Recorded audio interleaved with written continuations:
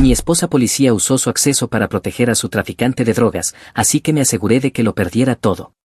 Hola Reddit, mi esposa policía estaba enviando mensajes a un tipo a las 2 de la madrugada, no era su compañero ni su jefe. Luego descubrí que estaba usando su placa para protegerlo cuando él debería haber estado en una celda.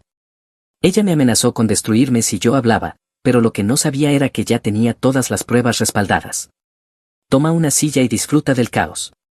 Yo, un hombre de 29 años, he estado con mi esposa Cassidy, una mujer de 26 años, por 5 años y casados por 2. Ella trabaja en patrulla para la Policía Metropolitana. Con alrededor de 4 años de servicio, si le preguntabas quién era, diría policía antes que esposa sin pensarlo. Todo su plan de vida estaba trazado, patrulla ahora, detectives después y luego crímenes mayores. Cada entrenamiento, cada turno extra y cada cambio de horario era para subir esa escalera. Yo trabajo en la cadena de suministro para una empresa de equipos de restaurantes, no es emocionante ni heroico, pero paga bien y estoy en casa a las 6 la mayoría de los días. Mantengo las cosas en movimiento, las cuentas pagadas y la casa funcionando. En teoría funcionaba, ella perseguía el caos y yo mantenía la estabilidad. En realidad, la relación empezó a girar alrededor de su placa, nuestros planes, nuestro horario e incluso nuestras discusiones quedaban en segundo lugar después del trabajo. Así que cuando sus hábitos con el teléfono y sus horarios empezaron a ponerse raros, no asumí que simplemente estaba cansada de mí, ya sabía quién era lo primero en su vida y no era yo. El descubrimiento llegó un martes de mediados de abril. Ella me dijo que tenía turnos consecutivos y que no estaría en casa hasta la mañana del jueves, dijo que estaban llevando a cabo una gran operación y que necesitaban a todo el personal. Yo dije que estaba bien y ella puso los ojos en blanco, no te quedes despierto, como si alguna vez hicieras algo interesante. En ese momento recordé la laptop que teníamos, una vieja MacBook que solíamos compartir antes de que ella recibiera su tableta de trabajo. Casi no la tocaba ya y la dejaba en el armario acumulando polvo. Pero aquí está el detalle sobre los dispositivos compartidos antiguos, a veces la gente olvida que sigue conectada a todo. La saqué alrededor de las 11 de la noche, la abrí y ahí estaba, su cuenta de iCloud aún sincronizada, aún iniciada. Mensajes, fotos, todo, simplemente ahí, esperando a alguien lo suficientemente curioso. Abrí los mensajes y encontré meses de conversaciones con alguien guardado como Ye. Enero era exactamente lo que esperarías, tonterías coquetas como hola hermosa, ya te extraño, cuando puedo verte de nuevo. El manual estándar de una aventura. Me revolvió el estómago, pero seguí leyendo porque necesitaba saber hasta qué punto llegaba. Febrero se volvió más detallado. Ella se quejaba de mí, de nuestra vida, decía que yo era un peso muerto sin ambición, que le daba asco cuando la tocaba, que volver a casa conmigo era como volver a una morgue. Este tipo Ye, quien fuera que fuera, estaba de acuerdo con todo y le decía que merecía emoción, que merecía a alguien que la apreciara. Manipulación clásica. Ella se lo tragó todo. Pero marzo fue cuando todo cambió. El 8 de marzo fue la primera vez que ella mencionó a la policía.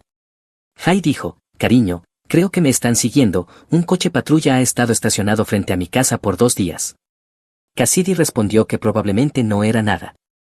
Él insistió en que era el mismo coche y las mismas personas y le pidió que lo verificara porque estaba asustado. Y ella lo hizo. Ese mismo día, 3 horas después, le envió una captura de pantalla. Reconocí la interfaz inmediatamente. Era el sistema de gestión de casos del departamento, una base de datos confidencial solo para oficiales. La captura mostraba una operación de vigilancia activa, el nombre completo de Ye, que en realidad era Jordan, de 28 años, conocido como asociado de una red de distribución de drogas. Había notas sobre arrestos previos, el estado actual de la investigación y los oficiales asignados. Ella le envió esto, simplemente capturó inteligencia policial clasificada y se la mandó a un sospechoso. En los siguientes 2 meses, le envió 23 capturas más, expedientes, registros de vigilancia, horarios de redadas y nombres de oficiales encubiertos. Ella le dijo cuando las unidades de narcóticos harían barridos en su zona y cuál de sus amigos se había convertido en informante. Ese último me heló la sangre. Los informantes reciben protección por una razón, la gente muere por ese tipo de información.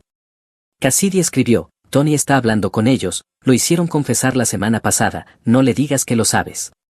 Ya respondió que ella le acababa de salvar la vida y que no podía perderla. Ahí estaba, en texto plano, mi esposa estaba enamorada de un traficante de drogas y lo ayudaba activamente a evitar arrestos, posiblemente poniendo vidas en peligro. Los mensajes de Mayo mostraban que Jess se estaba distanciando, tardaba horas en responder. Ella enviaba párrafos preguntando si estaba bien, si había hecho algo mal, si todavía le importaba. Sus respuestas eran cortas: sí, ocupado, hablamos después. Al mismo tiempo, sus mensajes sobre mí se volvieron más desagradables. Le dijo a Jack que fantaseaba con que yo tuviera un accidente de coche, que deseaba que simplemente desapareciera, que mirarme la cara cada día le daban ganas de vomitar. Cassidy escribió: te juro que si tengo que pasar una noche más fingiendo que me importan sus aburridas historias de trabajo voy a perder la cabeza, es como un sedante humano. Jay respondió con un jajaja. Cassidy dijo que a veces pensaba en dejarlo todo y huir con él. Ya respondió que sí. Cassidy dijo que lo haría en un instante. Para junio él apenas respondía.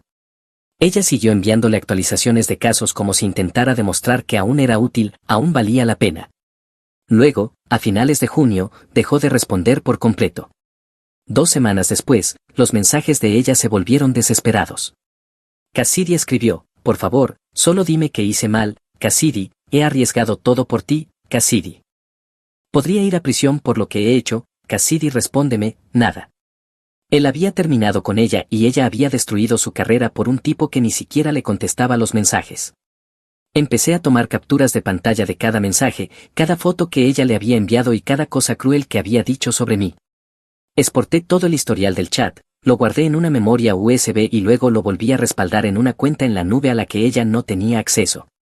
Después empecé a construir una línea de tiempo con cada fecha en que había accedido al sistema, cada información que había filtrado, cada advertencia que le había dado, cada amenaza que había hecho a la integridad de la investigación. Eran las 4 de la madrugada cuando terminé. Tenía una carpeta con 47 capturas de pantalla, una exportación completa del chat y una línea de tiempo de 3 páginas documentándolo todo. Pero aún no había terminado. Si ella estaba dando información a un traficante, ¿qué más estaba escondiendo? Empecé por su coche. Ella no volvería hasta la mañana del jueves, lo que me daba tiempo. Su vehículo de patrulla era del departamento, pero tenía su coche personal, un Mazda 3 que tenía desde la universidad. Estaba estacionado en la entrada, lo había conducido hasta la estación y había ido a su turno con otro oficial. Tomé su llave de repuesto del gancho junto a la puerta. El coche estaba limpio, demasiado limpio. Ella normalmente no era tan ordenada. Revisé los lugares habituales, la guantera, la consola central, debajo de los asientos, nada. Luego abrí el maletero. Su bolsa de gimnasio estaba allí. La abrí: ropa de entrenamiento, desodorante, una botella de agua, lo habitual. Luego vi el bolsillo lateral. Estaba cerrado, pero abultado de forma extraña. Lo abrí. Dentro había una bolsa Ziploc, no una bolsa pequeña de sándwich, sino una bolsa grande de congelador. Estaba llena de bolsas más pequeñas, cada una con pastillas de diferentes colores y formas. Tal vez había 30 bolsas en total.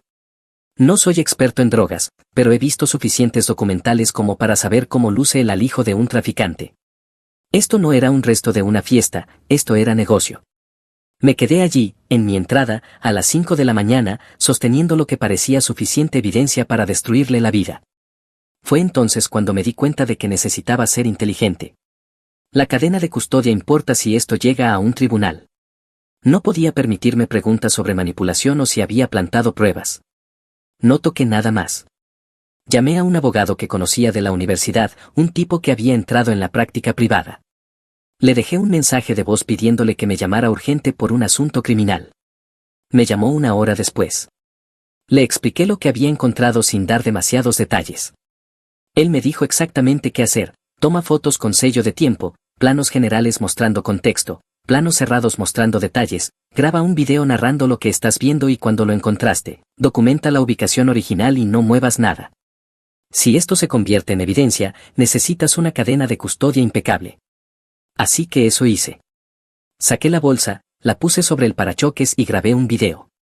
Narré todo como si estuviera haciendo un documental. Hoy es miércoles 17 de abril, aproximadamente las 5 de la mañana, estoy en mi residencia, este es el vehículo de mi esposa. Encontré esta bolsa en su bolsa de gimnasio en el maletero, no he tocado el contenido, estoy grabando esto para establecer que no planté esta evidencia. Mi abogado me recomendó documentar este hallazgo antes de involucrar a las autoridades.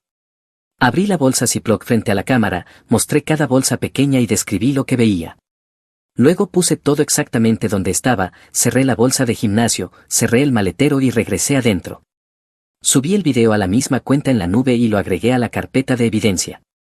Ahora tenía dos cosas, prueba de que ella filtraba información clasificada y prueba de que estaba en posesión de lo que parecía ser una cantidad de drogas típica de un distribuidor.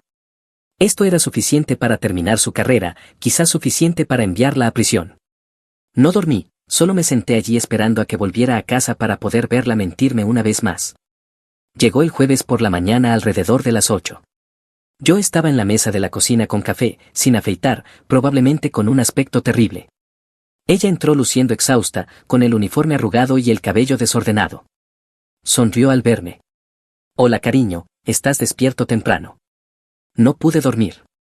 Ella besó la parte superior de mi cabeza y fue a servirse café. ¿El trabajo te está estresando? Sí. Se apoyó en la encimera, bebiendo su café, mirándome. ¿Estás bien? Pareces raro.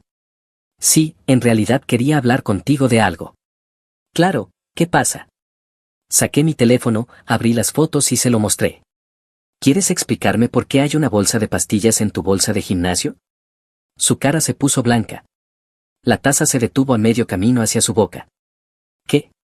Tu coche, tu bolsa de gimnasio, el bolsillo lateral. ¿Quieres decirme de qué se trata? Ella dejó la taza con cuidado. Su cara de policía apareció, la que probablemente usaba en interrogatorios, calmada y controlada. ¿Revisaste mi coche? ¿Eso es lo que te preocupa? ¿Privacidad? No tenías ningún derecho. Hay suficientes pastillas en esa bolsa para abastecer una farmacia. ¿Qué demonios está pasando? Ella cruzó los brazos. No es lo que parece. Entonces, ¿qué es? Las estoy guardando para Jordan, ¿de acuerdo? Él necesitaba un lugar seguro para tenerlas. Me reí. ¿Las estás guardando? Tú, una oficial de policía, estás guardando cantidades de distribución de drogas para un traficante. Es complicado. Descomplicado. Ella miró al suelo y dijo que era temporal, solo ¿hasta qué? Pregunté. Hasta que él lo moviera, hasta que lo vendiera. ¿Te das cuenta de lo que estás diciendo? ¿Cómo sabes siquiera sobre Jordan? De la misma manera en que sé que le has estado enviando expedientes clasificados durante 3 meses, de la misma manera en que sé que le has estado pasando horarios de redadas y nombres de informantes, de la misma manera en que sé que él te dejó hace 6 semanas y que has estado desmoronándote desde entonces. Ella simplemente me miró con la boca abierta, como si el cerebro se le estuviera reiniciando. La laptop, dije. La sincronización de iCloud seguía activada. Leí cada mensaje, vi cada captura. Lo sé todo. Ella agarró la encimera como si fuera a caerse. Eso, no puedes. ¿No puedo qué? ¿No puedo probar que has estado cometiendo delitos graves? Porque sí puedo. Tengo capturas de pantalla, líneas de tiempo, todo lo que le enviaste, todo lo que le dijiste, todo respaldado en 3 lugares distintos. Su expresión cambió, la sorpresa desapareció y algo más frío surgió. ¿Necesitas borrar eso ahora mismo? No. Hablo en serio, bórralo, todo. No va a pasar. Ella dio un paso hacia mí. No entiendes lo que estás haciendo. Esa información ¿podría qué? ¿Acabar con tu carrera? ¿Mandarte a prisión? Sí, estoy al tanto. Si le muestras esos mensajes a alguien, diré que las drogas son tuyas. ¿Perdón? ¿Me escuchaste? Diré que las encontré entre tus cosas, que estaba reuniendo evidencia para reportarte. ¿A quién crees que le van a creer, a una oficial de policía o a un tipo de cadena de suministro? ¿Me estás amenazando con incriminarme? Me estoy protegiendo. Estás tratando de arruinar mi vida por un error. ¿Un error? Has estado ayudando a un traficante a evitar un arresto por meses, has puesto a personas en peligro, has violado leyes, varias. Eso no es un error, es una elección. Él estaba asustado, yo intentaba ayudar. Estabas enamorada de él. No actúes como si esto hubiera sido alguna misión humanitaria. Sus ojos se humedecieron. Así que, ¿qué? ¿Vas a destruirme después de todo lo que hemos pasado? Tú nos destruiste, en el momento en que empezaste a acostarte con él. Yo nunca, no. Leí los mensajes, los textos de no puedo esperar a verte esta noche, lo de anoche fue increíble. Lo sé todo. Ella se secó los ojos, las lágrimas se detuvieron y volvió esa mirada fría. Si me denuncias, me aseguraré de que tú caigas conmigo. Las drogas.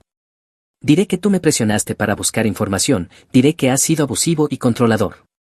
¿Me creerán, lo entiendes? Dijo que yo no podía probar nada y que si intentaba hacerlo, ella me enterraría. Asentí despacio. Entendido.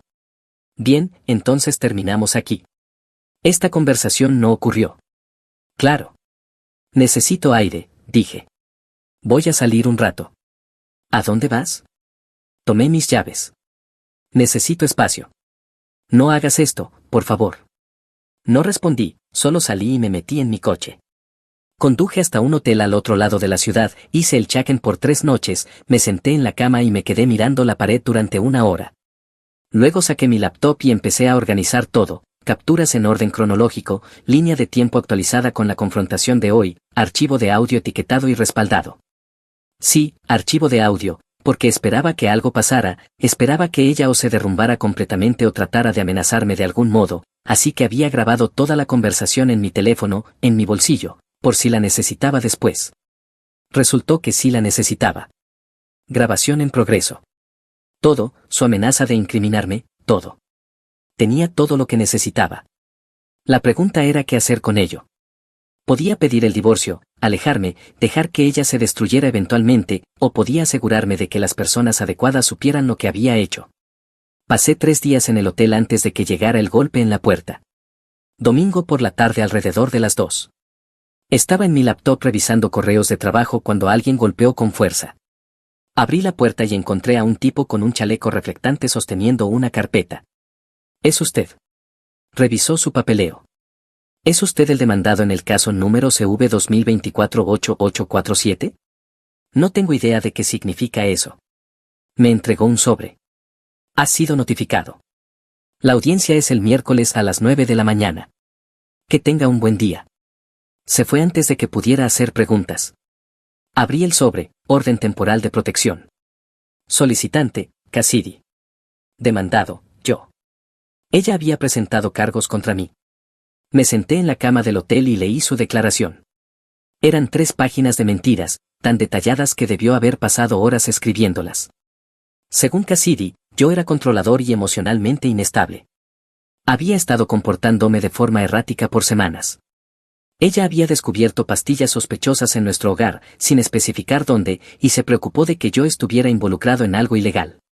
Por eso había accedido a las bases de datos policiales, porque estaba intentando protegerse, revisando si yo tenía conexiones con personas peligrosas, cumpliendo con su deber como esposa preocupada y oficial de la ley. Luego, según ella, yo la había confrontado por revisar mis pertenencias, me había puesto agresivo y había hecho declaraciones amenazantes. Ella temía por su seguridad. Necesitaba protección contra mí mientras averiguaba sus próximos pasos. Llamé a mi abogado el lunes por la mañana y le expliqué la situación en el estacionamiento de una cafetería, porque no quería que nadie escuchara este desastre. Tráeme todo, dijo él, la orden, cualquier evidencia que tengas, cualquier cosa que contradiga su declaración. Lo encontré en su oficina esa tarde. Le mostré la orden, le mostré la grabación de mi esposa amenazándome, le puse toda la conversación. Él escuchó sin interrumpir. Cuando terminó, se recostó. Esto es bueno, contradice toda su narrativa. Así que la orden será anulada, probablemente. Pero necesitas entender algo, si se emite una orden temporal, incluso si luego es desestimada, puede aparecer en verificaciones de antecedentes. Algunos empleadores la ven y no hacen preguntas. Algunos propietarios no te rentarán. Te sigue, incluso si se basa en mentiras, aún así, el sistema no siempre distingue. Te etiquetan como alguien con una orden de protección en su contra y la gente hace suposiciones. Vamos a pelear esto, dijo mi abogado. El miércoles trae la grabación, no traigas actitud, deja que la evidencia hable. El miércoles por la mañana, en el Tribunal del Centro, una pequeña sala con quizá 20 asientos, calendario civil, nada dramático, solo un juez revisando una pila de audiencias de órdenes de protección. Cassidy apareció con su abogada. Llevaba jeans y un suéter sencillo, el cabello recogido, sin maquillaje. Parecía alguien que había pasado por el infierno. Buena actuación, debo admitir. Su abogada habló primero y repitió la historia de su declaración: esposo controlador, comportamiento errático, encontró drogas, se asustó, investigó para protegerse, el esposo la confrontó agresivamente, ella temió una escalada. Mi clienta es oficial de policía, dijo la abogada. Está entrenada para reconocer situaciones peligrosas, se sintió amenazada de verdad, necesita esta protección mientras establece una vivienda separada. El juez me miró para pedir una respuesta. Mi abogado se puso de pie. Su señoría, tenemos evidencia que contradice directamente la declaración de la peticionaria, específicamente un audio grabado por mi cliente durante la supuesta confrontación. Escucharé, dijo el juez. Mi abogado reprodujo la grabación, toda la conversación en la cocina. La voz de mi esposa salió clara, diré que las drogas son tuyas, me escuchaste, diré que las encontré entre tus cosas, que estaba reuniendo evidencia para reportarte, ¿a quién crees que van a creer? ¿A un oficial de policía o a un tipo de cadena de suministro? Él estaba asustado, yo intentaba ayudar. Estabas enamorada de él. Si me denuncias, me aseguraré de que tú caigas conmigo. Las drogas. Diré que me presionaste para buscar información. Diré que has sido abusivo, controlador. Me creerán. La sala quedó en silencio cuando terminó. La abogada de Cassidy empezó a responder, pero el juez levantó una mano. Señorita Cassidy, dijo revisando los documentos, no le estoy preguntando a su abogada, le estoy preguntando a usted directamente, ¿usted hizo estas declaraciones? Cassidy miró al piso. Estaba molesta, dije cosas que no quería decir. Usted dijo que le diría a las autoridades que las drogas eran de él. Dijo que afirmaría que él era abusivo. Esas no son amenazas vagas dichas con enojo, son acusaciones falsas específicas. Silencio. El juez hojeó los papeles otra vez. La orden temporal queda denegada. Tengo serias dudas sobre la credibilidad de su petición. Queda sentado en el registro que usted hizo declaraciones contradictorias bajo juramento en comparación con la conversación grabada. Si continúa con acciones relacionadas a estas alegaciones, le sugiero que hable honestamente con su abogada sobre las posibles consecuencias. Sin gritos ni dramatismos, solo una desaprobación fría y oficial. Este asunto queda desestimado. Siguiente caso. La abogada de Cassidy guardó sus cosas rápido. Cassidy no me miró, ni siquiera me dirigió una mirada, simplemente siguió a su abogada fuera de la sala como si quisiera desaparecer. Me quedé allí mirándola irse. Fue entonces cuando supe con certeza que realmente lo habría hecho, habría mentido a un juez, presentado informes falsos, destruido mi nombre, lo que hiciera falta para protegerse. Si no hubiera grabado esa conversación, estaría aquí con una orden de protección en mi historial, los empleadores la verían, los propietarios la verían, todos asumirían que había hecho algo, incluso si luego fuera anulada. Ella casi me la puso encima de todas formas. Mi abogado me alcanzó en el pasillo. Eso salió bien. Sí. ¿Qué vas a hacer ahora? Pensé en la USB en mi mochila, la carpeta de evidencia, la línea de tiempo, todo lo que ella había hecho. Voy a hacer una llamada a estándares profesionales, asuntos internos, como sea que lo llamen. Él asintió despacio. Esa es una opción nuclear. Ella acaba de intentar incriminarme en la corte. Tiene acceso a sistemas policiales y un historial de mentir bajo juramento. ¿Qué crees que intentará después si solo me alejo? Punto válido. ¿Quieres representación para esa reunión? Probablemente sea inteligente. Haré algunas llamadas. Lo programaré para principios de la próxima semana, darles tiempo de prepararse. Saqué mi teléfono, busqué el número de estándares profesionales que había encontrado antes esa semana y llamé ahí mismo en el estacionamiento. Necesito reportar a una oficial. Tengo evidencia de actividad criminal y mal uso de sistemas del departamento. ¿Cuándo puedo presentarme? Me programaron para el lunes por la mañana. Conduje de vuelta al hotel, empaqué mis cosas y empecé a organizar todo para la reunión, capturas, fotos, videos, la grabación de la cocina, la orden de protección desestimada. Mi esposa quería jugar con el sistema, quería usar su placa como arma. Bien, veremos qué pasa cuando el sistema se vuelva y la mire a ella. No alcancé a llegar al lunes por la mañana antes de que vinieran a mí. Esa noche, la misma noche en que llamé a estándares profesionales, estaba en el hotel organizando evidencia cuando alguien golpeó fuerte. El tipo de golpe que significa negocios. Abrí la puerta y encontré a 2 oficiales de paisano con las placas afuera. Usted llamó sobre una oficial hoy, dijo el mayor. Necesitamos hablar ahora. No pidieron entrar, entraron. El más joven cerró la puerta y se quedó junto a ella como si pensara que yo podría huir. Tome asiento, dijo el mayor señalando la silla del escritorio. Me senté. Ellos permanecieron de pie, un montaje clásico de intimidación. Así que llamó a nuestra oficina haciendo acusaciones bastante serias sobre una oficial, continuó el mayor. Antes de continuar necesito dejar algo claro, presentar un informe falso contra un oficial de policía es un delito, uno serio. ¿Lo entiende? Lo entiendo. Bien, porque hemos tratado con esposos enojados antes, tipos que son abandonados y deciden hacerle la vida imposible a su ex inventando historias. ¿Es eso lo que está pasando aquí? No. ¿Seguro? Porque su esposa presentó una orden de protección contra usted, dice que ha estado inestable, agresivo, que encontró drogas en la casa. Eso no lo hace ver exactamente como un testigo confiable. Y la orden de protección fue desestimada esta mañana, dije. El juez la anuló porque ella mintió en su declaración. Qué conveniente, respondió él. Nos llama el mismo día que su esposa intenta protegerse de usted. Ella no estaba protegiéndose, estaba cubriendo sus huellas. El más joven cruzó los brazos. Entonces su historia es que su esposa es algún tipo de mente criminal y usted es la víctima inocente. Mi historia es que ha estado filtrando información clasificada a un traficante de drogas con el que se acuesta y tengo pruebas. Intercambiaron una mirada. La expresión del mayor no cambió. ¿Qué tipo de pruebas? Señalé la laptop sobre el escritorio. Mensajes, capturas de pantalla de expedientes que ella accedió ilegalmente, fotos de sustancias controladas en su posesión, audio de ella amenazándome con incriminarme. Todo documentado con fechas y horas. Muéstrenos. Abrí la laptop y empecé con los mensajes entre mi esposa y Jordan. Semanas de conversaciones, advertencias sobre redadas, vigilancia, nombres que nunca debía revelar. Ellos leyeron en silencio. La postura del más joven cambió ligeramente, menos agresiva, más enfocada. Estos podrían ser falsificados, dijo el mayor, pero su tono había cambiado, menos acusatorio, más cuidadoso.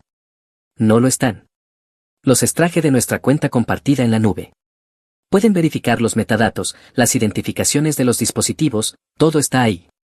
Les mostré las capturas. Luego los expedientes, las búsquedas en la base de datos, todo accedido desde su inicio de sesión de patrulla, todo fuera de su jurisdicción, todo enviado a Jordan en cuestión de horas. ¿Cómo obtuvo esto? Ella dejó la sesión iniciada en nuestra laptop de casa. Documenté todo antes de que pudiera eliminarlo. El mayor se inclinó hacia adelante. ¿Y dice que hay drogas en su bolsa de gimnasio? En su maletero. Tengo fotos y video. Las encontré la semana pasada y documenté todo. Les mostré las fotos, las pastillas, la bolsa de gimnasio, el interior del coche. El ángulo mostraba todo claramente. ¿Por qué no reportó esto de inmediato? Porque necesitaba entender qué estaba viendo antes de acusar a una policía de tráfico de drogas y quería protección en caso de que intentara voltearlo contra mí, cosa que hizo. De ahí la orden de protección. El joven habló finalmente. Reproduzca el audio. Puse la grabación de la cocina. La voz de mi esposa llenó la habitación del hotel. Diré que las drogas son tuyas, me escuchaste, diré que las encontré entre tus cosas, que estaba reuniendo evidencia para reportarte, ¿a quién crees que van a creer? Si me denuncias me aseguraré de que caigas conmigo, diré que me presionaste para buscar información, diré que has sido abusivo, controlador. Me creerán. Cuando terminó, la habitación quedó en silencio. El mayor se sentó en el borde de la cama, la primera vez que se relajaba desde que entró. ¿Cuánto tiempo lleva esto? La aventura, al menos 6 meses según los mensajes, lo de la base de datos, misma línea de tiempo, las drogas, ni idea, solo las encontré la semana pasada. ¿Y está dispuesto a darnos todo? ¿A testificar si es necesario? Sí. Incluso sabiendo que destruirá su carrera, que irá a prisión. Ella intentó incriminarme por delitos graves, presentó una orden de protección falsa. Ya demostró lo que hará para protegerse. ¿Cree que estoy a salvo si simplemente me alejo y espero que no vuelva a venir por mí? El mayor asintió lentamente. Punto válido. Pasaron las siguientes 2 horas revisándolo todo, cada mensaje, cada captura, cada foto. Preguntaron sobre líneas de tiempo, acceso a dispositivos, mi relación con mi esposa, si tenía algún antecedente que debieran conocer. Fueron minuciosos y no fueron amables. Incluso después de ver la evidencia, siguieron presionando, buscando inconsistencias. Cerca de la medianoche, el mayor hizo una llamada, entró al baño y volvió 5 minutos después. Estamos tomando esto en serio, dijo, pero necesitamos verificar todo de manera independiente. Eso significa que nos llevamos su laptop, que haremos copias de todo lo que contiene, que revisaremos sus finanzas, sus registros telefónicos, hablaremos con su empleador. ¿Está de acuerdo? Sí. Y no va a contactar a su esposa. No le va a decir nada de esta conversación. No le va a dar ninguna advertencia de que estamos investigando.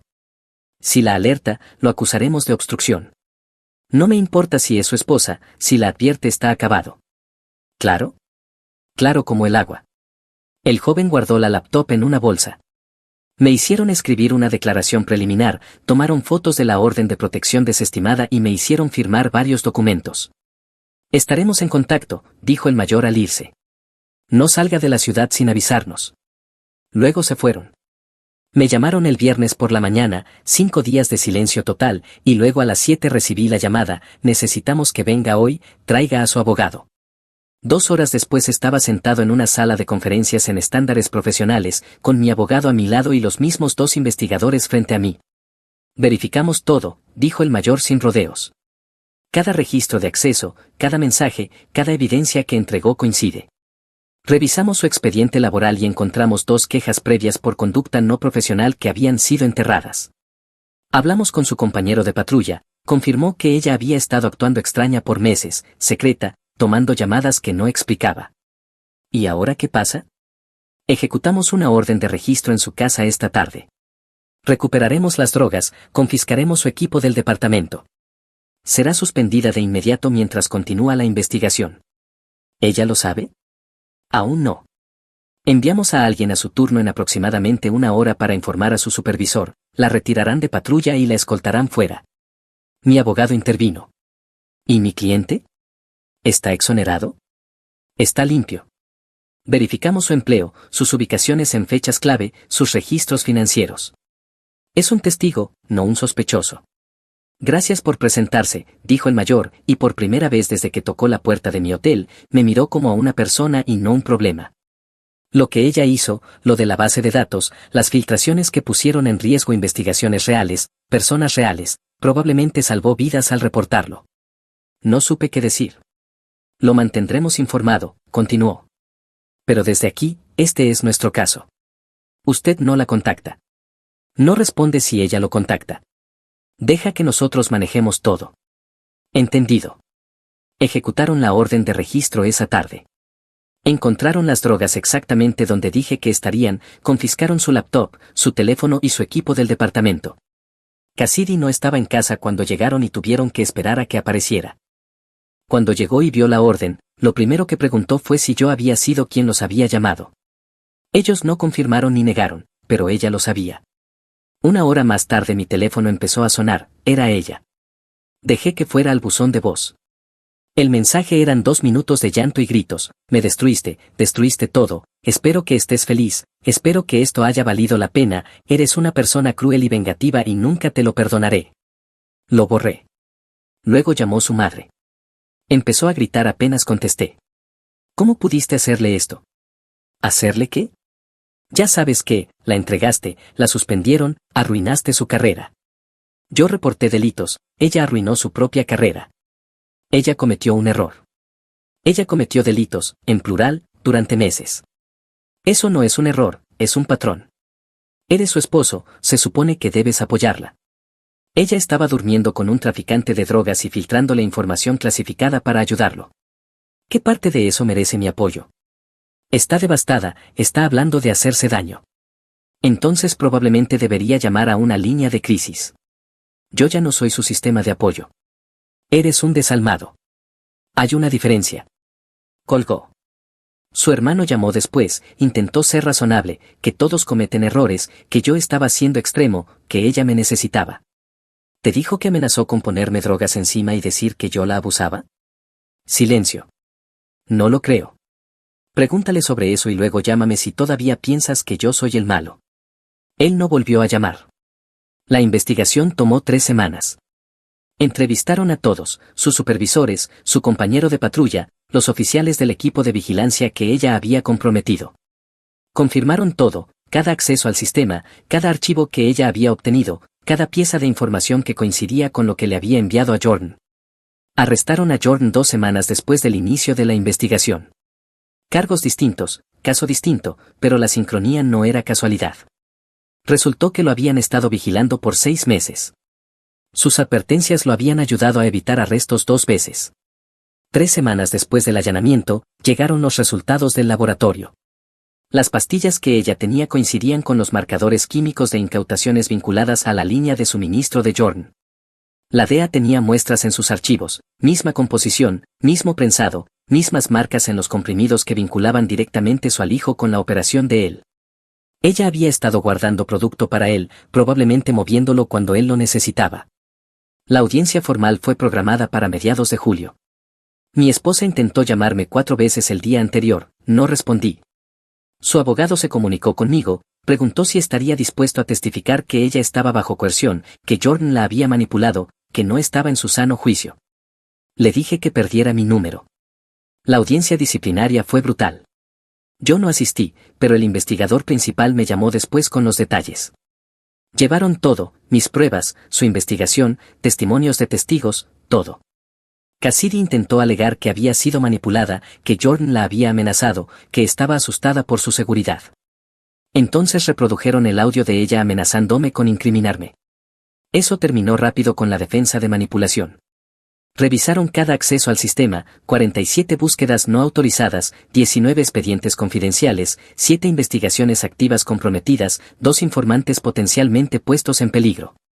Mostraron los mensajes, las advertencias a Jordan sobre redadas, vigilancia, nombres de testigos cooperantes. Mostraron las fotos de las drogas, su bolsa de gimnasio, su coche, su posesión y los análisis de laboratorio que vinculaban las pastillas con la red de Jordan. El panel ni siquiera deliberó mucho, 20 minutos. Regresaron con la decisión, destituida del servicio con causa, prohibición de por vida de ejercer en cuerpos policiales del Estado, remitida a la Fiscalía para enjuiciamiento penal, autorización de seguridad revocada. Salió de esa audiencia sin nada, sin trabajo, sin carrera, sin futuro en la policía, enfrentando cargos graves que podían enviarla a prisión por 5 años mínimo. La Fiscalía tardó otras 2 semanas en revisar todo antes de presentar cargos. No tenían prisa, querían un caso hermético. Cuando finalmente actuaron, presentaron 4 delitos graves: uso indebido de sistemas informáticos, obstrucción de la justicia, posesión con intención de distribuir y mala conducta oficial. Su abogado consiguió un acuerdo, la Fiscalía lo ofreció 3 semanas después de presentar los cargos. Declararse culpable de un cargo de mala conducta oficial, aceptar 5 años de libertad condicional y la pérdida permanente de la autorización de seguridad y dejar caer el cargo de distribución. Si violaba la libertad condicional una sola vez, volvían los cargos originales, con hasta 8 años en juego. No era misericordia, era presión. Ella aceptó. Yo presenté la solicitud de divorcio mientras ella firmaba la declaración de culpabilidad. No lo impugnó, no pidió nada, solo firmó donde su abogado le indicó. Todo el proceso duró 4 meses. Para octubre yo estaba divorciado, viviendo en un apartamento nuevo en el centro, y ella trabajando en atención al cliente para una compañía de cable ganando $12 la hora. Sus padres dejaron de llamarme después del acuerdo, creo que finalmente comprendieron que su hija realmente había hecho todo lo que yo había dicho. Su hermano envió un mensaje: conseguiste lo que querías, espero que haya valido la pena. No respondí. Jordan fue sentenciado más o menos al mismo tiempo, 5 años en prisión federal, estaría dentro por lo menos 3 con buena conducta. Cassidy intentó visitarlo, él se negó, ni siquiera la puso en su lista de visitantes. Incluso ahora, después de que ella destruyó su vida por él no quería tener nada que ver con ella. Eso fue hace 6 meses. Lo último que supe es que sigue en la compañía de cable, sigue viviendo con sus padres porque no puede permitirse un lugar propio, sigue en libertad condicional. La condena por delito grave destruyó cualquier posibilidad de conseguir un buen trabajo, ni empleos gubernamentales, ni corporativos, ni nada que requiera verificación de antecedentes. Ella tiró una carrera, un matrimonio y su libertad por un tipo que la dejó de hablar y que ni siquiera quiere verla desde prisión. Ayer me envió un mensaje, el primer contacto directo desde que finalizó el divorcio: sé que no quiere saber de mí, pero estoy desesperada, no puedo encontrar trabajo en ningún lado, todos los empleos hacen verificación de antecedentes. ¿Podrías hablar con tu empresa, quizá conseguirme una entrevista? Escribí una sola frase: tú tomaste tus decisiones, vive con ellas. Luego bloqueé su número, esta vez permanentemente. Ahora estoy bien, conseguí un ascenso, un apartamento nuevo en el centro, una vida normal sin drama. Ella solía decir que recibiría una bala por la placa. Resulta que todo lo que hizo falta fue una laptop compartida, una memoria USB y una llamada a asuntos internos. Mi hermano se acostó con mi novia hace 26 años y se casó con ella. Mi hija los quería en su boda y mi respuesta dejó a todos sin palabras. Hola Reddit, mi hermano me traicionó con mi novia hace 26 años, se casó con ella y ahora mi hija quiere que estén en su boda. Le di una respuesta que hizo que todos perdieran la cabeza. Así es como se desarrolló este desastre. Soy Blake, un hombre de 46 años, y esta historia comienza cuando yo tenía 20 años. Fue entonces cuando descubrí que mi novia se había estado acostando con mi hermano menor Kao, no con algún tipo al azar, sino con mi propia sangre. La traición no solo dolió, sino que ardió como si alguien hubiera tomado un soplete y lo hubiera dirigido a todo lo que creía saber sobre la familia, la lealtad y la confianza. Le dije a Cal en ese mismo momento que para mí estaba muerto, que no era mi hermano ni mi familia, solo un tipo que compartía mi ADN. Mi familia nunca lo entendió. Actuaban como si el tiempo fuera a arreglarlo todo mágicamente, como si la traición tuviera fecha de caducidad. Invitaban a ambos a las celebraciones y se sorprendían cuando yo no aparecía. Finalmente dejé claro que, si tenían que elegir entre invitarme a mí o a Cal a los eventos familiares, debían elegirlo a él, porque yo me negaba a respirar el mismo aire que ese tipo nunca más. Esa ha sido mi línea en la arena durante 26 años, no negociable y no sujeta a discusión. No estaba interesado en sanar, ni en avanzar, ni en ninguna otra frase motivacional vacía que la gente adora repetir. El mes pasado mi hija Hannah se sentó conmigo con una expresión seria. Se casará la próxima primavera, lo cual debería ser una buena noticia, excepto porque las palabras que salieron de su boca hicieron que me subiera la presión. Va a invitar a Cal y a su familia a la boda. No solo a Cal, sino a Cal y a Rachel, sí, esa Rachel, mi exnovia, con quien se casó después de apuñalarme por la espalda. Y aquí viene lo peor, Hannah ha estado construyendo una relación con ellos en secreto durante los últimos 4 años, a mis espaldas, reuniéndose para tomar café, cenando con ellos y jugando a la familia feliz. Quiere que la hija de Cal y Rachel, el producto de su aventura, sea la niña de las flores. Me quedé procesando esa información mientras mi hija me miraba con una expresión esperanzada, como si yo debiera sonreír y darle mi bendición. Le dije claramente que si Cal estaba invitado yo no asistiría y que tampoco pagaría la boda. El rostro de Hannah pasó de esperanzado a furioso en 2 segundos y empezó a decir que yo estaba aferrándome al pasado, que estaba convirtiendo su boda en mis rencores y que era egoísta e irrazonable. La discusión escaló rápido, las voces se elevaron, se dieron portazos y Hannah se fue llorando. Mi teléfono comenzó a sonar sin parar en cuestión de horas. Primero mi ex esposa Jennifer, llamándome de todo, diciendo que Hannah estaba devastada, que yo estaba haciendo ridículo y que todo había ocurrido hace décadas y necesitaba superarlo. Luego mis padres dieron su opinión, la misma canción en otro tono, que yo era irrazonable, que Cal había cambiado, que el tiempo lo cura todo y que la familia es para siempre. Todos los grandes éxitos del manual de los habilitadores. Dejé de contestar las llamadas, las envié al buzón y borré los mensajes sin leerlos. Mi novia Lisa fue más diplomática y sugirió que tal vez debería reconsiderar, disculparme para calmar las cosas y pensar que podría dañar permanentemente mi relación con Hannah. Pero nadie parecía entender que esto no se trataba de un rencor sino de respeto y límites básicos. Kyle no tropezó accidentalmente y cayó sobre mi novia, él tomó una decisión y ella también. Y ahora todos esperaban que yo pretendiera que nunca pasó solo porque habían cambiado suficientes hojas del calendario. La situación me dejó sintiéndome aislado, pero curiosamente tranquilo. Si mantenerme firme significaba perder relaciones, quizá esas relaciones no tenían una base sólida para empezar. Permítanme pintar una imagen de lo que ocurrió hace 26 años para que entiendan por qué no estoy interesado en fingir que somos una familia feliz. Yo tenía 20 años y trabajaba medio tiempo en un taller mecánico mientras estudiaba en un colegio comunitario. Soñaba con abrir mi propio negocio algún día o al menos convertirme en maestro mecánico. El trabajo era honesto, pagaba bien y yo era bueno en ello. Mi jefe Jake había empezado a enseñarme la parte administrativa y hablaba de posibles asociaciones en el futuro. Rachel era mi novia desde hacía 2 años. Nos conocimos en la secundaria, en el penúltimo año, cuando se había transferido desde otra zona. Era hermosa, inteligente y divertida. Todos decían que éramos esa pareja, la que probablemente se casaría justo después de graduarse, pero que decidió esperar para ser responsables. Hablábamos de futuro, de planes y de construir una vida juntos. Yo había estado ahorrando para un anillo de compromiso, ya lo tenía elegido en una joyería del centro y apartaba dinero de cada salario. Pensaba proponerle en su 21º cumpleaños, que sería en unos 6 meses. Habíamos mirado apartamentos juntos, hablado sobre qué tipo de boda podían pagar sus padres y discutido si queríamos tener hijos de inmediato o esperar unos años. Kyle tenía 18 años, aún vivía en casa y trabajaba en una tienda del centro comercial mientras, supuestamente, averiguaba qué hacer con su vida. Abandonó el colegio comunitario después de un semestre, dijo que no era para él. Mis padres estaban decepcionados, pero intentaron apoyarlo y repetían que encontraría su camino, que no todos estaban hechos para la educación tradicional. Él siempre había sido el encantador de la familia, un tipo con labia, capaz de meterse a cualquiera al bolsillo con una sonrisa y un comentario ingenioso. Mis padres adoraban eso y lo veían como habilidad social en lugar de lo que realmente era, la capacidad de manipular a la gente para obtener lo que quería. Mirando atrás, las señales estaban allí, yo simplemente no quería verlas. Cal comenzó a ofrecerle a Rachel llevarla en coche cuando mi vehículo estaba en el taller, lo cual ocurría con frecuencia porque yo conducía una camioneta destartalada que tenía más óxido que metal. Pasaba por su lugar de trabajo y le ahorraba el viaje en autobús. Tenía sentido en ese momento, era mi hermano. Mi hermano dormía con mi novia, ¿por qué no iba a querer que se llevaran bien?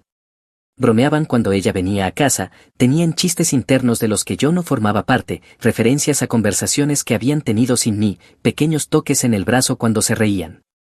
Rachel se sentaba junto a Cal en las cenas familiares en lugar de sentarse conmigo y decía que quería conocer mejor a mi familia. Mi mejor amigo Tyler mencionó una vez que los había visto tomando café juntos en el centro comercial. Probablemente solo están pasando el rato, dijo, pero había algo en su voz que sugería que no lo creía del todo. Yo lo dejé pasar y le dije que Cal y Rachel eran amigos, que no era gran cosa. Viéndolo ahora, fui un idiota, pero confiaba en ambos. ¿Por qué no iba a hacerlo? Él era mi hermano y ella era mi novia. Algunas cosas deberían ser sagradas, ¿verdad? Incorrecto. Me enteré de la manera clásica, un día volví temprano del trabajo porque habíamos terminado un encargo antes de lo previsto. Jaque me dejó salir al mediodía en lugar de a las 5, dijo que me lo había ganado después de trabajar un turno doble el día anterior. Planeaba sorprender a Rachel, quizá llevarla a cenar temprano a algún lugar bonito. Entré a la casa de mis padres, donde aún vivía mientras ahorraba para el anillo de compromiso y para un futuro apartamento. El lugar estaba silencioso, demasiado silencioso. Mis padres estaban en el trabajo y la casa debía estar vacía excepto por Cal, que tenía el día libre. Entonces escuché ruidos desde el piso de arriba, desde la habitación de Cal, ruidos nada sutiles, los tipos de sonidos que hicieron que se me cayera el estómago antes de que mi cerebro procesara su significado. Me quedé al pie de las escaleras durante quizá 30 segundos, congelado. Una parte de mí quería dar la vuelta y marcharme, fingir que no había oído nada, vivir en una ignorancia bendita, pero no pude. Tenía que saberlo. Subí esas escaleras sintiendo que caminaba hacia mi propia ejecución. Cada paso era más difícil que el anterior y mis manos temblaban cuando llegué a la puerta de Cal. Podía oírlos claramente, sin posibilidad de confusión. Abrí la puerta sin llamar, ni siquiera lo pensé, solo giré el pomo y empujé. Allí estaban, mi hermano y mi novia, en su cama, esa misma cama que yo había ayudado a mover a esa habitación 5 años atrás, en plena tarde, como si no les importara nada, como si no estuvieran destruyendo todo alrededor de lo que yo había construido mi futuro. La expresión en sus caras cuando me vieron fue casi cómica. Rachel empezó a llorar de inmediato, buscando las sábanas para cubrirse. Tenía el maquillaje corrido, el cabello desordenado y parecía aterrorizada, bien. Kyle tenía esa expresión de venado iluminado por los faros, que rápidamente cambió a algo peor, una especie de desafío, como si lo hubieran atrapado pero no se arrepintiera, como si lo único que lamentara fuera que lo hubieran descubierto. Me quedé en la puerta con las llaves aún en la mano y mi camiseta de trabajo manchada de grasa de esa mañana. Había planeado ducharme y cambiarme antes de sorprender a Rachel con esa cena. La ironía no se me escapó. ¿Cuánto tiempo?, pregunté. Mi voz salió sorprendentemente firme, más calmada de lo que yo me sentía, como si estuviera preguntando sobre el clima en lugar de ver cómo mi mundo entero se desmoronaba. Rachel no podía mirarme, mantenía los ojos bajos con lágrimas corriendo por su rostro. Kyle me sostenía la mirada con un gesto desafiante, provocándome para que reaccionara, queriendo que perdiera el control para que él pudiera hacerse la víctima. «Importa», dijo Cal, sin disculpas, sin arrepentimiento, solo desafío. Sí, importaba. 3 meses, susurró Rachel sin levantar la vista. 3 meses, 90 días, un cuarto de año. Docenas de veces la había besado buenas noches, le había tomado la mano en el cine, había hecho planes para nuestro futuro mientras ella dormía con mi hermano a mis espaldas. Todas esas idas a buscarla al trabajo, todas esas citas de café en el centro comercial, todos esos chistes internos que no compartíamos. Hice las cuentas en mi cabeza sin querer. 3 meses atrás coincidía exactamente con cuando ella había empezado a mostrarse distante, cuando comenzó a cancelar planes más seguido, cuando decía que necesitaba espacio para concentrarse en el trabajo y la escuela. Yo respeté eso, le di espacio, confié en ella. ¡Qué idiota fui! No grité, no lancé cosas, no le di a Kao la reacción que claramente esperaba. Solo me quedé ahí procesando la destrucción completa de mi confianza en las personas que más me importaban, procesando cuántas mentiras me habían dicho, cuántas veces había defendido su amistad frente a Tyler, cuán cerca estuve de proponer matrimonio a alguien que dormía con mi hermano. El anillo de compromiso para el que había estado ahorrando me ardía en el pensamiento, como un agujero en el bolsillo mental. Todo ese dinero, todas esas horas extra, todos esos planes, perdidos. Entonces miré a Kao, realmente lo miré, y vi algo en sus ojos que lo dejó todo claro, no estaba arrepentido, estaba satisfecho, como si hubiera ganado una competencia en la que yo no sabía que participábamos, como si quitarme a mi novia fuera algún tipo de logro. Fue entonces cuando dije las palabras que definirían nuestra relación para siempre: estás muerto para mí. No lo dije con rabia ni gritos, solo como un hecho.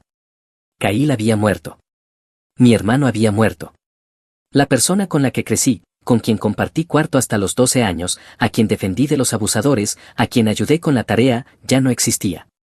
La expresión de Kao vaciló, como si hubiera esperado ira, drama, algo con lo que pudiera trabajar. No sabía qué hacer con esa frialdad definitiva. Rachel lloraba sin control. Blake, por favor, déjame explicarlo. No hay nada que explicar. Se acabó. No me llames, no me escribas, no te presentes en mi trabajo. Se acabó. Me di la vuelta y salí. No cerré la puerta de un portazo ni lancé nada, solo la cerré suavemente detrás de mí y bajé a empacar mis cosas. Tyler llegó 40 minutos después, lo había llamado desde mi celular y solo le dije que necesitaba ayuda para mudarme. Me miró una vez y no hizo preguntas, solo empezó a cargar cajas en su camioneta. Tomó 3 viajes para llevar todo lo que poseía a su apartamento. Su compañero de piso no tuvo problema con que yo me quedara en el sofá hasta que encontrara algo permanente. Tyler seguía preguntando si estaba bien, si quería hablar de ello. Le dije que Rachel había estado durmiendo con Kao durante 3 meses. Él dejó de hacer preguntas después de eso. Rachel intentó llamarme esa noche 37 veces, según mi teléfono. Dejó mensajes de voz llorando, suplicando que la dejara explicarse, diciendo que había sido un error, diciendo que me amaba. Los borré todos sin escuchar más de los primeros 10 segundos. Kyle llamó una vez. Contesté. Necesitamos hablar de esto como adultos, dijo. No hay nada de qué hablar. Estás muerto para mí. Vamos, no seas dramático. Colgué. Bloqueé su número, bloqueé el número de Rachel y cambié mi horario de trabajo para no cruzarme con ella cuando iba a la parada del autobús. Tyler me preguntó si quería salir para despejar mi mente. Dije que no. Solo quería trabajar, hundirme en algo que tuviera sentido, algo con problemas claros y soluciones claras, algo que no involucrara confiar en personas que te clavan un cuchillo por la espalda. Jake notó que estaba trabajando más horas, tomando los peores turnos, ofreciéndome para los trabajos que nadie quería. Me llamó aparte un día y preguntó si todo estaba bien en casa. Todo está bien, mentí. Solo estoy ahorrando dinero para ese anillo, no, para un nuevo lugar. Mi situación de vivienda cambió. Jake asintió como si entendiera. Cuídate, chico. El trabajo es importante, pero no lo es todo. Pero en ese momento el trabajo era todo. Era lo único que tenía sentido, lo único en lo que podía confiar. Llegar, hacer el trabajo, cobrar. Sin mentiras, sin traición, solo trabajo honesto y compensación justa. Algunas traiciones no merecen segundas oportunidades. Esa fue la lección que aprendí a los 20, la lección que llevaría conmigo durante los siguientes 26 años, la lección que todos parecían pensar que ya debería haber olvidado, pero hay lecciones que se quedan. Mis padres intentaron mantenerse neutrales, lo cual es solo otra manera de elegir al traidor sobre el traicionado. Invitaban a ambos a las fiestas y, cuando yo no iba si Cal estaba allí, se enojaban conmigo por causar problemas en lugar de estar enojados con él por acostarse con la novia de su hermano. Finalmente hice claro mi ultimátum: elijan a Cal para los eventos familiares, yo los pasaré en otro lugar. Sin drama, sin discusiones, solo distancia física de personas que pensaban que lo que él hizo era perdonable. Kyle y Rachel se casaron 2 años después, tuvieron a su hija un año más tarde y construyeron toda una vida sobre los restos de mi relación destruida. Y todos actuaron como si eso estuviera bien, como si fuera normal. Ahora, 26 años después, esa misma falta de responsabilidad aparecía en los preparativos de la boda de mi hija. La historia repitiéndose de la manera más predecible posible. 2 semanas después del primer conflicto con Hannah, llegué a casa del trabajo un jueves cualquiera esperando una tarde normal, quizá pedir comida, ver televisión, relajarme del día. En cambio, entré a mi sala y encontré a Cal y Rachel sentados en mi sofá como si pertenecieran allí. Me quedé congelado en el umbral con las llaves aún en la mano y la puerta abierta detrás de mí. ¿Qué demonios es esto? Hannah saltó de la silla en la que estaba sentada. Papá, no te alteres. Los invité para que pudiéramos hablar. Hablar. Miré a los tres. Me emboscaron en mi propia casa. No es una emboscada, insistió Hannah. Solo necesitamos tener una conversación como adultos. Kyle se levantó despacio.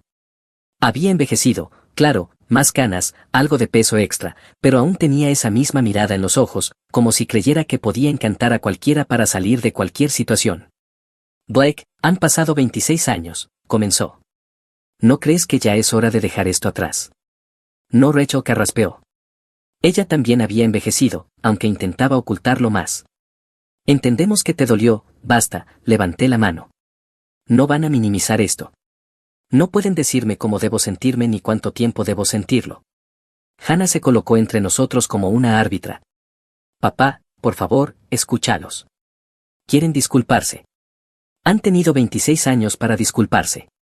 Es un poco tarde ahora. Kyle lo intentó de nuevo. Mira, cometimos errores cuando éramos jóvenes. Éramos unos chicos. La gente cambia. Chicos, me reí, pero sin humor. Tenías 18 años, suficientemente mayor para saber que acostarte con la novia de tu hermano estaba mal, suficientemente mayor para entender lo que significa traicionar. Podemos sentarnos y hablar de esto con calma, suplicó Hannah. Miré a mi hija, realmente la miré. Tenía los ojos de su madre, pero la mandíbula terca era mía.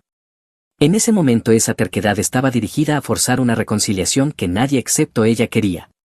Hannah, si quieres tener una relación con Cal, es tu decisión, eres una adulta. Pero no esperes que yo participe y definitivamente no vuelvas a emboscarme en mi propia casa. Papá, me voy a casar. Quiero a toda mi familia allí. ¿Quieres? Entonces tienes una decisión que tomar, él o yo. Porque no voy a ir si él está allí y no voy a pagar una boda en la que me tratan como si yo fuera el problema por tener límites. Rachel empezó a llorar. Kyle pasó un brazo por encima de ella en un gesto protector que me hizo apretar la mandíbula. Hannah parecía a punto de llorar también. Estás siendo egoísta, dijo con la voz temblorosa. No. Estoy siendo honesto. Hay una diferencia. Me di la vuelta y salí por la puerta de mi propia casa. Me quedé en casa de Lisa esa noche y volví a la mañana siguiente para encontrarlos ya gan, pero el daño estaba hecho. Mi teléfono estaba lleno de mensajes, Hannah diciendo que la había avergonzado, Jennifer diciendo que había arruinado cualquier posibilidad de unidad familiar, mi madre diciendo que siempre había sido demasiado sensible con respecto a Cal, demasiado sensible, como si que mi hermano se acostara con mi novia fuera solo una pequeña falta social que yo debería haber ignorado. Los mensajes siguieron llegando toda la semana, familiares dando su opinión. La mayoría pensaba que yo estaba siendo irrazonable, unos pocos, mi primo Daniel y mi tía Patricia, se pusieron en contacto en privado para decir que entendían mi postura, incluso si no podían decirlo públicamente. Tu hermano estuvo mal, me dijo Daniel mientras tomábamos café, pero la familia está empeñada en fingir que nunca pasó. Les incomoda reconocerlo. Ese es su problema, no el mío. Lo sé. Solo te advierto, van a presionar a Hannah para que te desinvite a ti en lugar de a Cal. Es más fácil que enfrentar el verdadero problema. Tenía razón. La campaña de presión se intensificó. Hannah llamó pidiendo reunirnos en persona. Acepté porque no soy completamente desalmado aunque todos parecieran pensar que sí. Nos encontramos en un restaurante a mitad de camino entre nuestras casas, territorio neutral. Hannah se veía cansada, estresada, la planificación de la boda ya la estaba desgastando incluso antes de que el drama familiar echara gasolina al fuego. Papá, no quiero elegir entre tú y el tío Cao. No te estoy pidiendo que elijas. Te estoy diciendo mis límites. Si él está allí, yo no estaré. Es lo mismo. Bebí un sorbo de café. No, no lo es. No te estoy diciendo a quién invitar. Te estoy diciendo cuáles son mis límites. Tú decides qué pasa después. Hannah retorció la servilleta hasta destrozarla. Todos piensan que estás siendo irrazonable. Todos, mamá, la abuela, el abuelo, Cao, Rachel, incluso Lisa piensa que deberías reconsiderarlo. ¿Y tú qué piensas? Se sorprendió por la pregunta. Yo, creo que no entiendo por qué no puedes simplemente superarlo. Fue hace tanto tiempo. ¿Tu prometido alguna vez te ha engañado? No, claro que no. Imagina que lo hiciera. Imagina que se acostara con tu hermana, si tuvieras una, durante meses a tus espaldas, y luego se casara con ella, ¿lo superarías? El rostro de Hannah palideció. Eso es diferente. ¿Por qué? ¿Por qué? Porque eso sería sobre mí. Esto te pasó a ti, hace décadas. Y se supone que debo olvidarlo porque ha pasado suficiente tiempo. Así no funciona la traición, Hannah. No hay fecha de caducidad para que un familiar te apuñale por la espalda. Pero Cal ha cambiado. Ya no es esa persona. ¿Y tú cómo lo sabes? Llevas 4 años viéndote con él en secreto. ¿Alguna vez le preguntaste por qué lo hizo? ¿Alguna vez asumió responsabilidad real o solo te dio excusas? Hannah no respondió, lo cual fue respuesta suficiente. Déjame adivinar, continué. Te dijo que éramos jóvenes, que cometieron errores, que la gente cambia, que tu padre es demasiado sensible, que guarda rencores. ¿Estoy cerca? Dijo que lamentaba haberte herido. Eso no es lo mismo que asumir responsabilidad. Lamentar es sentirse mal por las consecuencias, asumir responsabilidad es reconocer que tomaste una decisión deliberada para traicionar a alguien que confiaba en ti. Hannah estaba llorando ahora. Papá, solo quiero que mi boda sea perfecta. Quiero que todos estén allí. Lo entiendo. Pero hay cosas más importantes que un día perfecto.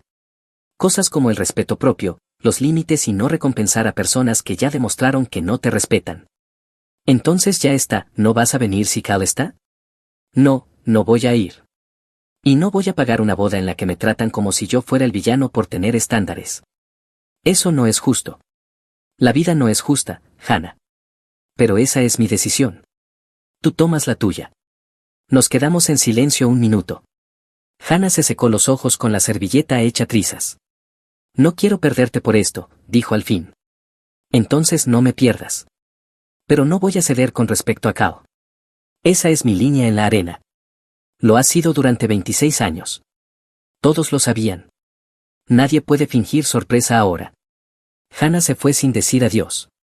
Terminé mi café solo, mirando por la ventana hacia el estacionamiento y preguntándome cómo las relaciones familiares se habían vuelto tan complicadas. Mi teléfono vibró. Un mensaje de Lisa, ¿cómo te fue? Como era de esperar. ¿Quieres compañía esta noche? Sí, estaría bien. Las siguientes semanas fueron tensas. Hannah no me hablaba, Jennifer seguía llamando para gritar por mi terquedad, mis padres estaban profundamente decepcionados por mi falta de perdón.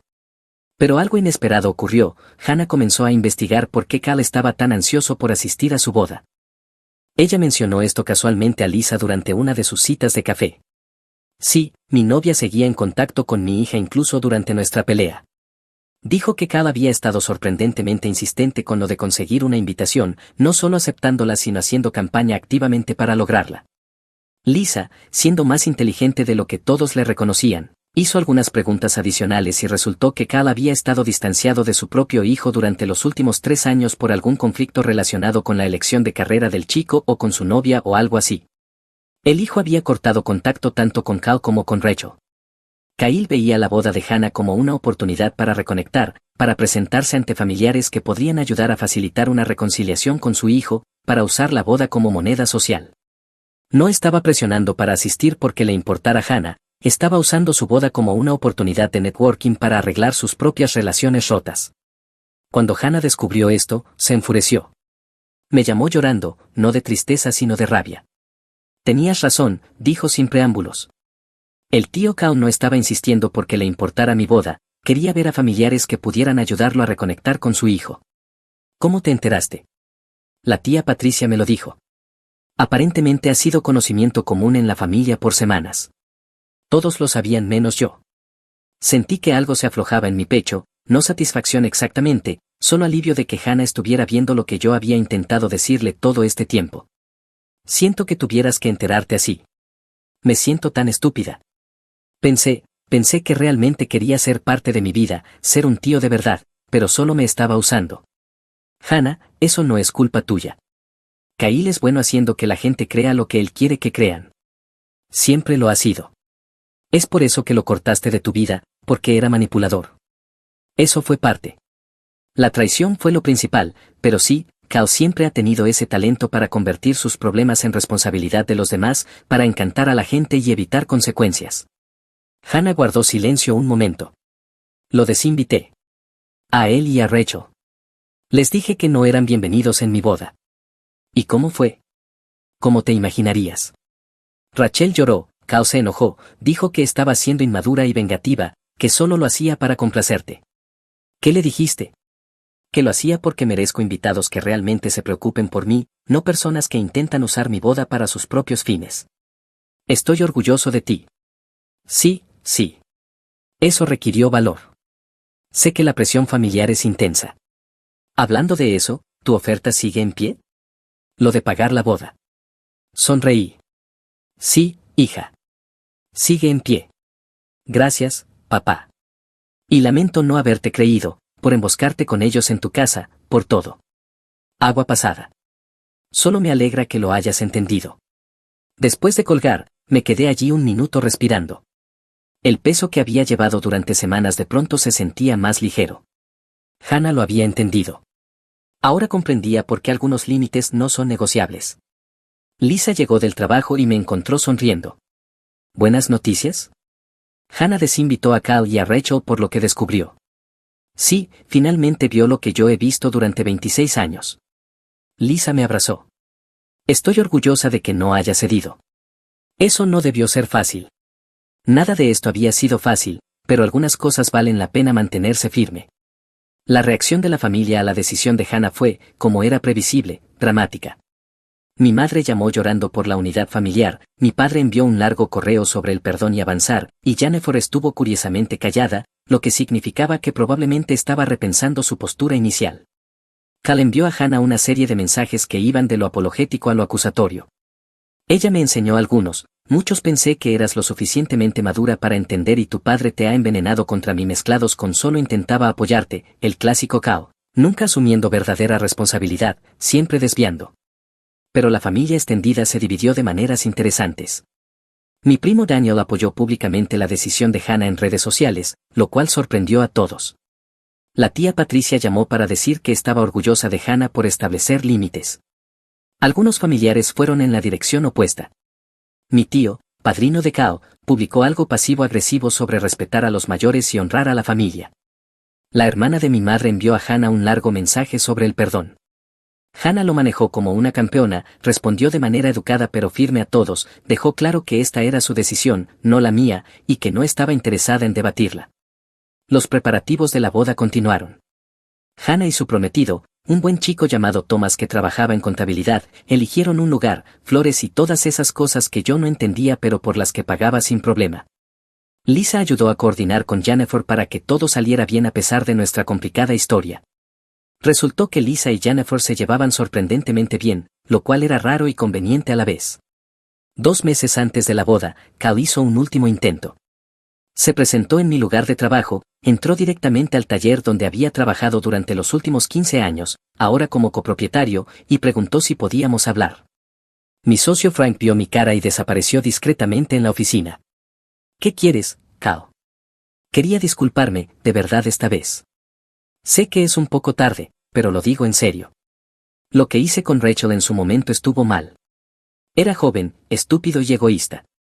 He cargado con esa culpa 26 años. Esa es tu carga, no la mía. No te pido que me perdones, solo escúchame. Crucé los brazos. Tienes 2 minutos. Kyle respiró hondo. Sabía que amabas a Rachel. Sabía que estar con ella era una traición, pero lo hice igual porque quería algo que tú tenías. Tú siempre eras el responsable, el que tenía su vida en orden. Yo tenía celos. Eso no es una disculpa, es una explicación. Hay una diferencia. Ya voy. Lo que hice fue imperdonable. Destruí tu confianza, rompí tu relación, dañé a toda la familia, y en lugar de asumirlo, me casé con Rachel y actué como si todo estuviera bien, como si nos hubiéramos enamorado naturalmente en lugar de a través de una traición. Sigo sin oír una disculpa. Perdón. Siento sinceramente y profundamente lo que te hice. Merecías algo mejor de tu hermano. Lo miré. Una parte de mí quería aceptarlo, creer que realmente había cambiado, pero el resto recordaba 26 años de permisividad familiar, de verlo enfrentar pocas o ninguna consecuencia, de que me dijeran que yo era el problema por no perdonarlo. Bien, dije al fin. Bien. Acepto que lo sientes. No cambia nada, pero te creo. Kyle parecía confundido. ¿Entonces estamos bien? No, no estamos bien. Te disculpaste y yo lo acepté. Eso no significa que tengamos una relación, no significa que confíe en ti, no significa que te quiera en mi vida. Pero me disculpé, ¿no? Y yo dije que lo acepto. Pero una disculpa no borra 26 años de traición y consecuencias. Es un comienzo, quizá, pero no es un botón mágico de reinicio. ¿Así que nunca volveremos a ser hermanos? No lo hemos sido desde que yo tenía 20. Eso no va a cambiar porque ahora te sientas lo suficientemente culpable como para disculparte. El rostro de Kao se endureció. Hannah tenía razón sobre ti. Eres terco. Sí. Y estoy bien con eso. Se fue sin decir más. Volví al trabajo. Frank salió de la oficina cuando el coche de Kao se había ido. Eso pareció intenso, él se disculpó y nada. Algunas cosas no se arreglan con un, perdón, punto. Frank asintió. De acuerdo, ¿quieres que le prohíba la entrada al taller? No. No va a volver. Ya consiguió lo que quería, la oportunidad de decir que lo intentó. Ahora podrá decirle a todos que soy el irrazonable por no aceptar su disculpa. ¿Crees que lo hará? Sin duda. Pero ya no me importa. Y, curiosamente, era verdad. Durante 26 años había cargado con esa ira, ese dolor, ese sentimiento de traición. La disculpa falsa de Cal no arregló nada, pero verlo tropezar con ella, ver lo vacía que era, liberó algo en mí. Él seguía siendo un manipulador, seguía siendo egocéntrico, seguía siendo el mismo tipo que me traicionó décadas atrás, pero ya no tenía poder sobre mí. No estaba enojado, solo cansado. Lisa notó la diferencia esa noche. Te ves más ligero, Cal apareció en tu trabajo, ¿le diste un puñetazo? Me reí. No. Se disculpó, más o menos. ¿Y cómo te fue con eso? Exactamente como esperarías. Él dijo, lo siento, yo lo acepté, él se enojó porque no perdoné todo de inmediato. ¿Y cómo te sientes? Bien. En realidad bien. Ya no me importa. La disculpa no importó. Él no importa.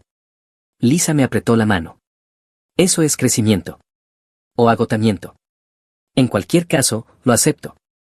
El día de la boda de Hannah llegó en un perfecto sábado de primavera, con un cielo despejado y una temperatura agradable, todo lo que una novia podría desear. Yo llevaba el smoking que Hannah había elegido. Lisa se veía increíble con su vestido. Jennifer fue cordial cuando llegamos al lugar, más centrada en que el día de Hannah saliera perfecto que en nuestra historia complicada. La familia de Thomas estaba allí, gente agradable que me recibió con calidez. Mi lado de la familia era más pequeño después de la desinvitación de Hannah, pero quienes vinieron estaban genuinamente felices de celebrar. Kyle y Rachel no estaban allí, obviamente. Algunos familiares decidieron no asistir en solidaridad con ellos, sobre todo mi tío y un par de primos más cercanos a Kao, pero no importaba, las personas que debían estar, estaban. Hannah lucía increíble caminando hacia el altar. La acompañé al altar porque era la tradición, tratando de no llorar como hacen todos los padres en todas las bodas. Thomas la miraba como si fuera la única persona en el mundo, y eso es todo lo que un padre puede pedir realmente.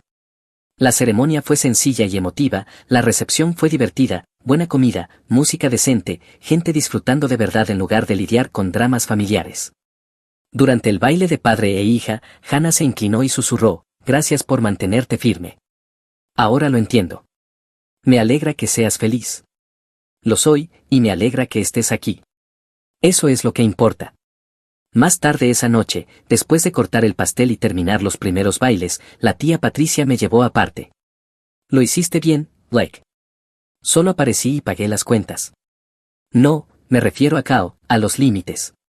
Demasiadas personas en esta familia permiten comportamientos dañinos porque es más fácil que confrontarlos.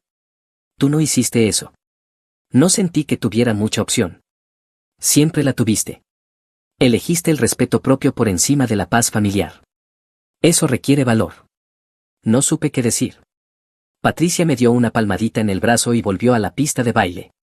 La noche terminó, Hannah y Thomas se fueron de luna de miel, los invitados se marcharon poco a poco.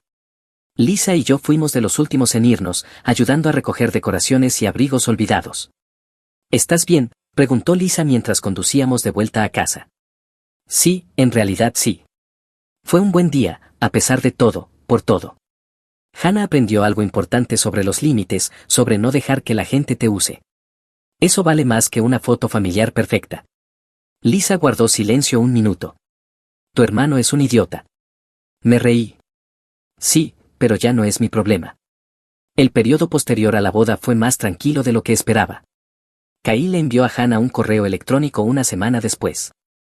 Ella me lo mostró. Un texto largo y divagante sobre lo herido que estaba, sobre cómo había intentado arreglar las cosas, sobre cómo la familia nunca estaría completa sin perdón, manipulación básica disfrazada de vulnerabilidad. Hannah lo borró sin responder. Ya no voy a hacer su proyecto, me dijo. Mi madre hizo un intento más para facilitar una reconciliación. Me pidió almorzar, y acepté porque no soy completamente desalmado. Pasó una hora explicándome lo mal que lo estaba pasando Kao, como su hijo aún no le hablaba, como quizá yo podría ser la persona más madura. Mamá, estoy siendo la persona más madura. No le deseo nada malo, pero tampoco voy a dejarlo volver a mi vida. Esos son mis límites. Pero es tu hermano. Era mi hermano, en pasado. La gente no puede traicionarte y luego exigir que finjas que nunca pasó solo porque compartes ADN. Se mostró decepcionada, pero no insistió. Terminamos el almuerzo hablando de la luna de miel de Hannah y del nuevo trabajo de Jennifer, cosas normales, mejores que reabrir heridas viejas. Frank me ofreció una sociedad en el taller, una expansión, más dinero, más responsabilidad, más participación en el negocio. Acepté y usé parte del ingreso adicional para ayudar a Hannah y Thomas con el pago inicial de su primera casa. La vida avanzó, no perfecta pero buena. Tenía a Lisa, tenía mi trabajo, tenía una relación decente con mi hija que de hecho se había fortalecido con todo este desastre. Kyle intentó enviarme una solicitud de amistad en redes sociales 6 meses después de la boda, la rechacé sin responder. Algunas puertas, una vez cerradas, permanecen cerradas. Hannah quedó embarazada el año siguiente. Me llamó emocionada y nerviosa, pidiéndome consejos. Le dije lo mismo que mi padre me dijo antes de que todo saliera mal con Kao, ámalos incondicionalmente, pero no dejes que pasen por encima de ti.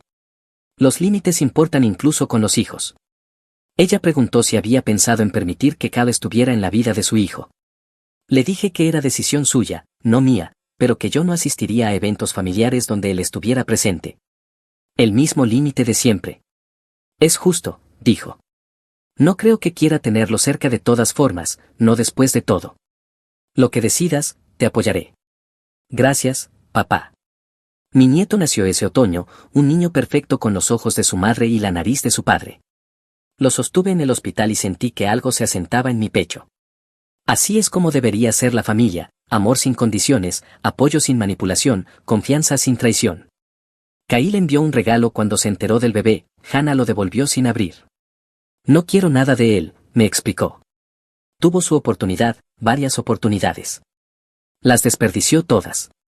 Jennifer me preguntó si creía que Hannah estaba siendo demasiado dura.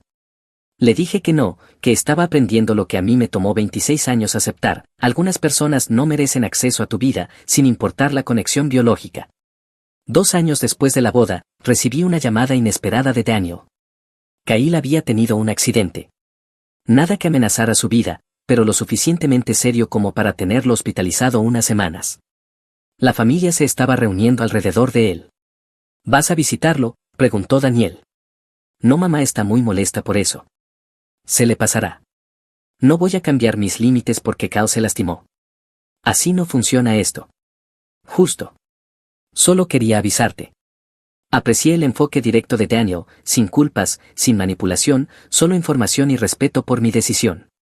Mi madre llamó después, como era de esperar, con un discurso lleno de lágrimas sobre la familia unida en tiempos difíciles. Escuché con educación y dije que esperaba que Cal se recuperara, pero que no lo visitaría. ¿Es tu hermano? Fue mi hermano hace mucho tiempo. Eso cambió cuando tomó sus decisiones. ¿De verdad vas a mantener esto para siempre? No estoy manteniendo nada, mamá. Solo no voy a fingir que el pasado no ocurrió. Hay una diferencia. Colgó decepcionada. No sentí nada, ni ira ni culpa, solo la certeza tranquila de que había tomado la decisión correcta hace 26 años y cada día desde entonces. Kyle se recuperó, la vida volvió a la normalidad, o lo más parecido a normal en mi familia. El hijo de Hannah cumplió 1 año, tuvimos una pequeña fiesta. Lisa, Jennifer, la familia de Thomas, algunos amigos cercanos. Sencillo y feliz. El tipo de reunión en la que todos realmente quieren estar allí. Sin drama, sin manipulación, sin andar sobre cáscaras de huevo alrededor de minas familiares.